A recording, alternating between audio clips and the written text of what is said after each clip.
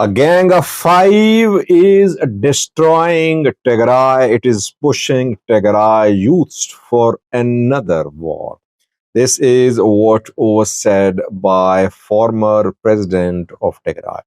Welcome to my views and news. Thanks for watching the channel. Two news stories. First one is from Tigray, where it's about Tigray. Gita Chorada has given an interview criticizing the Gang of Five. Who is this? What is this Gang of Five? Who are the members of this Gang of Five? Secondly, Eritrea viewers, where we know that Eritrean government has moved a resolution for the termination of the mandate of UN Special Rapporteur on Eritrea. The move is set to be put to vote next month. Meanwhile, the UN Special Rapporteur on Eritrea has issued a call for continuation of his mandate. What is Abdisalam Babikar saying? Why does he want this commission to continue?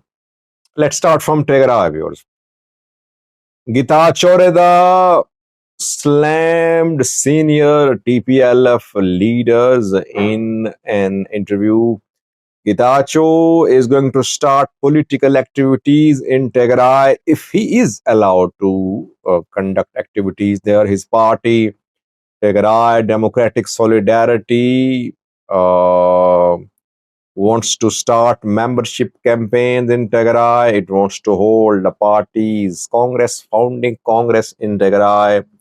National Election Board of Ethiopia has directed Tigray government to facilitate the political activities of Democratic Solidarity Party in Tigray. So coming days crucial. That is why federal government is putting pressure upon the Tigray side so that Getachew could have a foothold in Tigray, political foothold.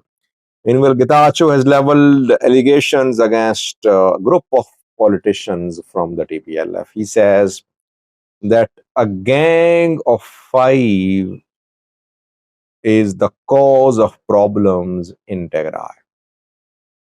The conflicts in the past erupted because of the ambitions of this gang of five.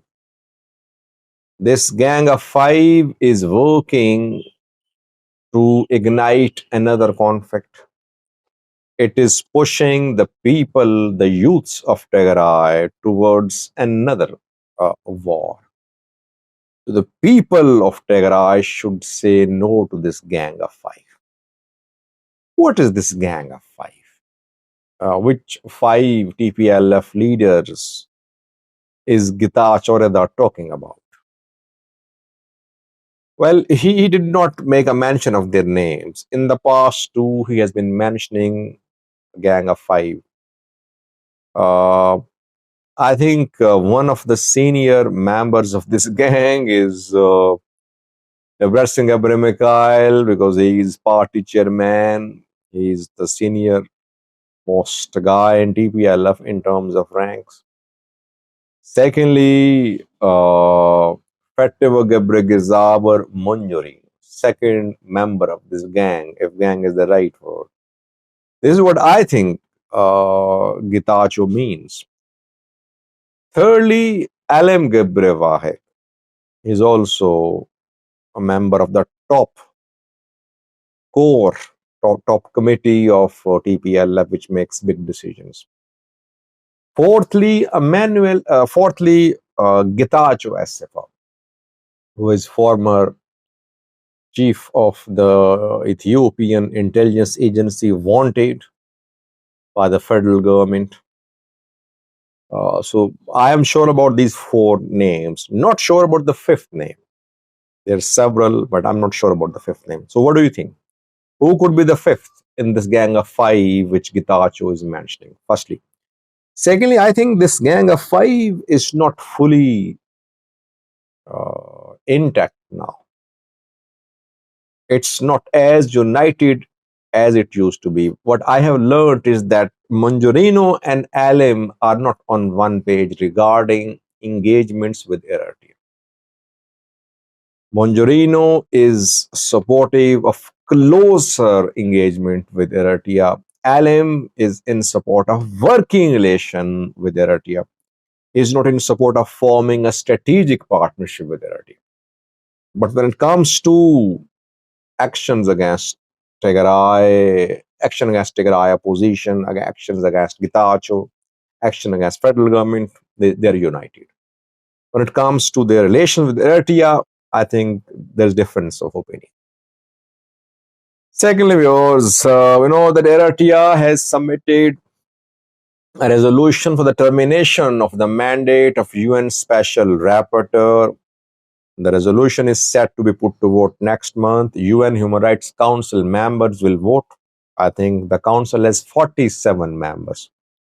So will the majority of members support the termination of the mandate of this commission, or will the mandate be renewed? That we'll see next month. Eritrea has done its lobbying, its diplomatic work. After that, it initiated the resolution. Meanwhile, the Commission, UN Special Rapporteur, the Commission Chief, UN Special Rapporteur Abdeslam Babikar has released a video message for the international community. He's saying that this commission is the only voice on international level which is speaking for poor Eritreans who are suffering at the hands of Eritrean government. This voice should not be silenced. The commission's mandate should be extended. I have a clip of Abdeslam Babikar.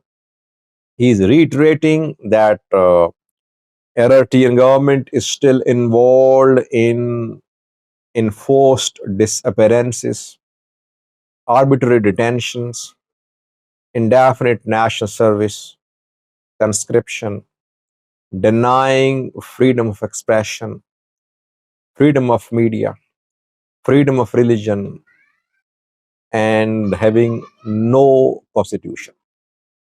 So he's asking the members, UN Human Rights Council member states, to vote for the continuation of the mandate of the commission. He talked about the plight of Eritrean refugees and asylum seekers who are suffering in different parts of the world. He's basically linking the plight of refugees to the internal situation in Eritrea.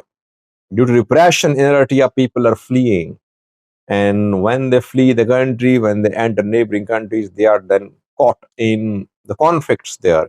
Armed conflicts ongoing in Ethiopia, in South Sudan, in Sudan, and in Libya too, we see sometimes eruption of violence.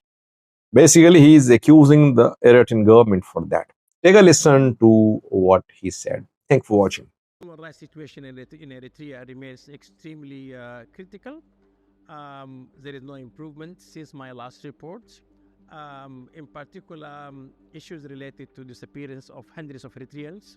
Some of them disappeared for the last 34 years. Also detention of journalists, political opponents.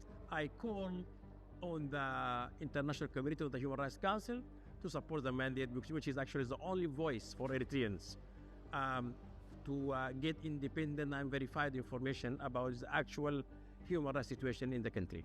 The report also covered issues related to freedom of religion, freedom of expression, freedom of media, and in particular in a country where you don't have a constitution, you don't have independent media, you don't have like freedom of religion.